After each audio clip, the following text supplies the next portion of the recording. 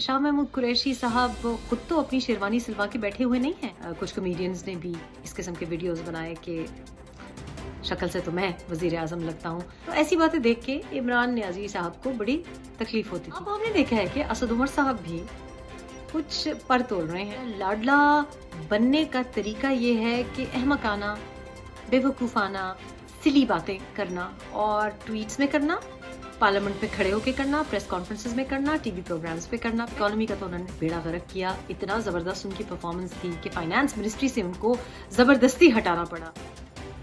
जनाब, मैंने बहुत बार ये बात कही है कि रोल मॉडल्स के कुछ फायदे होते हैं और रोल मॉडल्स कभी कभी नुकसानदेह भी हो सकते हैं, क्योंकि role models, particularly celebrity role models, आप उनकी तरह बोलना चाहते हैं, उनकी तरह कपड़े पहनना चाहते हैं, उनकी तरह बनना चाहते हैं। अगर वो अच्छे काम करते हैं तो जाहिर है ये हमारी खुशनसीबी है, लेकिन अगर उनकी कोई ऐसी हैबिट्स हैं या बात करने का अंदाज है जो कि नाजेबा है, तो वो भी हमारे जो नौजवान नस्ल है वो कॉपी करने की कोशिश करेगी। अब नौजवान नस्ल तो कॉपी कर ही रही थी, लेकिन ये हमारे जो ऐसे कुछ मर्द हजरात हैं जो कि जवानी तो उनकी ढल गई है, लेकिन वो ये मानना नहीं चाहते। वो जब हैंडसम कप्तान की नक्शे कदम पर चलना चाहते हैं और उन्हीं की हरकतें करना चाहते हैं, तो हमें बड़ी ज्यादा तशवीश होती है, क्योंकि उनको होश के नाखन लेने चाहिए हैं। पहले हमने देखा जनाब शाहिद आफरीदी हमारे फेवरेट लाला हैं, हमारे बहुत शहीते भाई साहब हैं।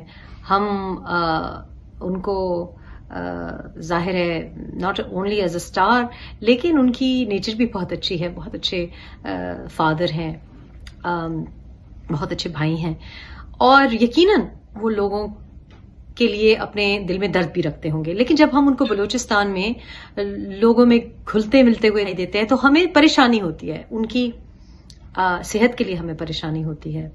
जब वो हमें कहते हैं कि मैं बीवी बच्चों के साथ यहाँ पे आया हूँ, तो हमें और परेशानी होती है। फिर जब हम ये देखते हैं कि वो भी एक पब्लिक डोमेन में है और जब वो लोगों से मास्क उतार के बात करेंगे और नजदीक दिखाई देंगे लोगों के, तो लोग कहेंगे देखें ना, कप्तान हमारा कोरोना से घबरा रहा है, वो भी लड़ रहा है, और शाहिद आफरीदी भी हमारे हीरो हैं और वो भी नहीं घबरा रहे, और वो भी कभी मोदी को ललकारते हैं, कभी आर्मी कैमोफ्लाज की स्वेटशर्ट्स पहन के जंग और कॉन्फ्रंटेशन की बातें करते हैं।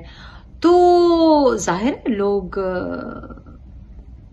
उनसे भी इंस्पिरेशन लेंगे। अब वो हो सकता है कि हैंडसम कप्तान से इंस्पिरेशन ले चुके हों, या शायद हैंडसम कप्तान को बनाने वाले सोच रहे हों कि अब चूंकि हैंडसम की जवानी ढल रही है तो एक और हैंडसम को हम ढूंढें। चलिए, शाहिद आफरीदी तक भी ठीक था, लेकिन अब हम देख रहे हैं कि शाह महमूद कुरैशी साहब की तो खबरें हमें पहले ही से आई हुई थी, बल्कि हमारे जो लाडले वजीर आजम साहब हैं उनको तो बहुत पहले से ये तशवीश थी कि शाह महमूद कुरैशी साहब खुद तो अपनी शेरवानी सिलवा के बैठे हुए नहीं हैं, और अक्सर उनके बारे में कहा जाता था कि आपारा के वो बड़े चक्कर लगाते हैं, और उनके बारे में कुछ कॉमेडियंस ने भी इस किस्म के वीडियोस बनाए कि शक्ल से तो मैं वजीर आजम लगता हूँ। तो ऐसी बातें देख के इमरान नियाजी साहब को बड़ी तकलीफ होती थी। अब हमने देखा है कि असद उमर साहब भी कुछ पर तोल रहे हैं, और उन्होंने ये ही सीखा है कि कप्तान या लाडला बनने का तरीका ये है कि अहमकाना, बेवकूफाना, सिली बातें करना और ट्वीट्स में करना, पार्लियामेंट में खड़े होकर करना, प्रेस कॉन्फ्रेंसेस में करना, टीवी प्रोग्राम्स पे करना। पहले उन्होंने हमें अपनी प्लेलिस्ट सुनाई, स्ट्रिंग्स के गाने याद कराए। उन्होंने कहा जी आदादो शुमार को तो भूल जाए, इकोनॉमी दिल से ठीक होगी, जहन से और मैथ से ठीक नहीं होगी।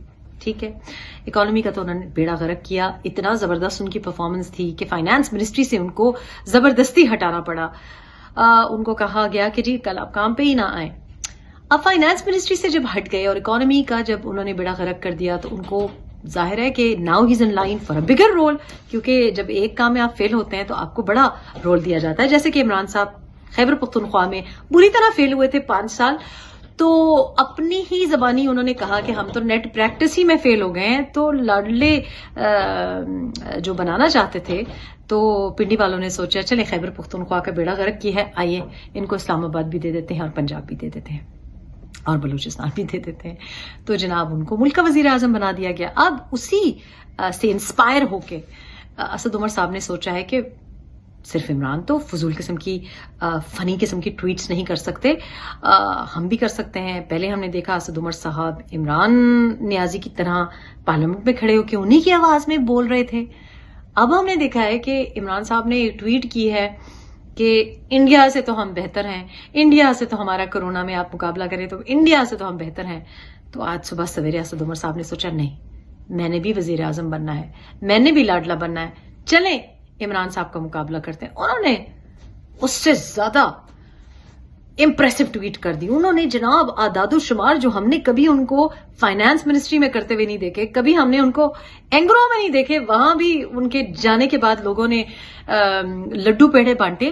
آج جناب ان پہ کیا سوجی کہ انہوں نے کمپیریزن سٹیٹسٹکس دے مارے ٹویٹر پہ کہ یہ دیکھیے ادھر تو اتنی ڈیتھس ہوئی ہیں انڈیا میں، ہماری تو صرف اتنی ہوئی ہیں، ادھر تو یہ شرح ہے کیسز کی، ہماری تو صرف اتنی پرسنٹیج ہے، ہم تو بہت زبردست پرفارم کر رہے ہیں. بھائی صاحب بات یہ ہے کہ آپ تو شاید ایسی حرکتیں کر کے یقیناً پرائم منسٹر شپ کے لیے ڈیفینیٹلی شارٹ لسٹ ہو جائیں، کیونکہ میرا خیال ہے کہ کم سوچنے سمجھنے کی صلاحیت کی وجہ سے آپ کے نمبر زیادہ بنتے ہیں سلیکٹرز کی نظر میں. لیکن سلیکٹرز کے سامنے التجا ہے، اللہ کا واسطہ ہے، آپ لوگوں نے ہمیں تجربہ گاہ بنا کے بہت لیبورٹری ٹیسٹ کر دیے ہیں.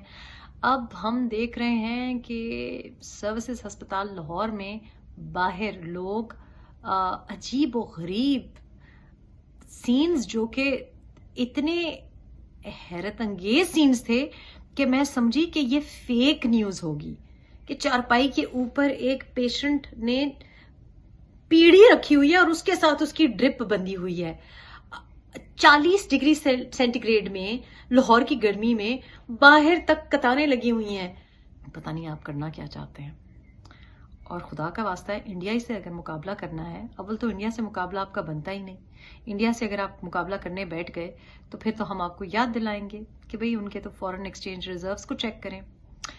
اگر آپ انڈیا سے مقابلہ کریں گے تو ہم آپ کو یاد کرائیں گے کہ انڈیا کی جو پاپولیشن ہے، جو آبادی ہے، آپ سے کم از کم 7 گنا زیادہ ہے. جو ریحام خان جس بات سے آپ کو بار بار آگہی دینے کی کوشش کر رہی تھی وہ یہ تھی کہ بھلے آپ وزیر اعظم نہ بنے،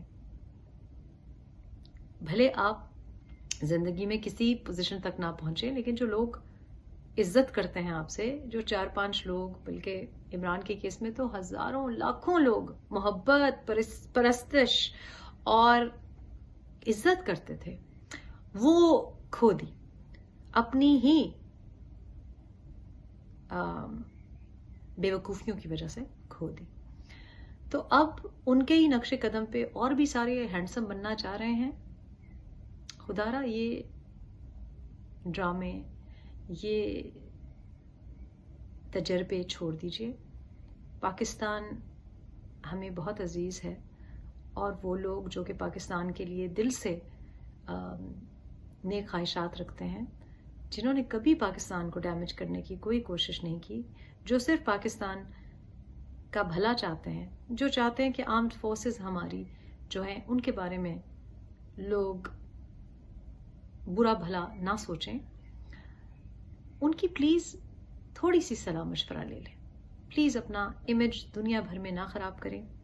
پچھلے 2-3 ہفتے میں جو ہمارا مین کنسرن ہونا چاہیے تھا وہ ہونا چاہیے تھا کرونا. جو ہمارا مین کنسرن ہونا چاہیے تھا وہ ہونا چاہیے تھا قاضی فائز عیسیٰ جیسے شخص کو سپورٹ کرنا. قاضی فائز عیسیٰ ہماری تاریخ کی سب سے بڑی جنگ لڑ رہے ہیں، اکیلے لڑ رہے ہیں، اور ان کے اوپر یہ جو کیس بنا ہے وہ صرف اس وجہ سے بنا ہے کیونکہ وہ یہ کہہ رہے ہیں کہ آرمڈ فورسز کا یا ملٹری کا جو کام ہے وہ ڈیفنس کا کام ہے، اور ان کو ان کے خیالات کے لیے ان کی ایک کوشش جو انہوں نے کی TLYP کے دھرنے کے بعد، اس کے لیے ہم لوگ سمجھتے ہیں کہ ڈسپلن کرنے کی کوشش کی جا رہی ہے. قاضی فائزہ کی جنگ ان کی ذاتی جنگ نہیں ہے. یہ جمہوریت کی جنگ ہے. پاکستانی عوام کے حقوق کی جنگ ہے. پاکستان کی عوام کے حقوق کی جنگ اس طرح ہے کہ پاکستان کی عوام ڈیزرو کرتی ہے کہ ان کو ان میں سے لیڈر ملے جو ان کا بھلا چاہیں. اپنی شیروانیوں کی ہوس میں، اپنی چیمپئن بننے، ہیرو بننے، وزارت لینے کی ہرس میں انسانی حقوق کو پامال نہ کریں. ہماری پاکستانی عوام کا مذاق نہ اڑائیں. کرونا سے پہلے بھی ہم آپ سے گزارشات کر رہے تھے. ہم بار بار کہہ رہے تھے کہ آپ اپنی پسند سے لاڈلا تو لا سکتے ہیں، لیکن اپنی پسند سے لاڈلے کو چلانا ذرا مشکل کام ہے. تو اب ہم جو دیکھ رہے ہیں کہ معیشت کا جس طرح سے قتل کیا گیا ہے، جو ہم نے 12 جون کے بجٹ میں دیکھا ہے کہ غریب کے لیے کچھ نہیں ہے، اشرفیہ کے لیے خاص طور پہ کچھ لوگوں کے لیے اس میں بہت فائدے ہیں. سرکاری ملازمین کو کس طریقے سے بالکل اگنور کر دیا گیا ہے. ایجوکیشن، تعلیم جس کی وجہ سے ملک آگے بڑھے گا، صحت جو کہ آج وقت کی ضرورت ہے، ان ساری چیزوں کو نظر انداز کیا گیا ہے. اور جھوٹ، فالس ہوپ، جھوٹے وعدے اور کرپشن کے علاوہ ہمیں اس لاڈلے کی حکومت نے کچھ نہیں دیا.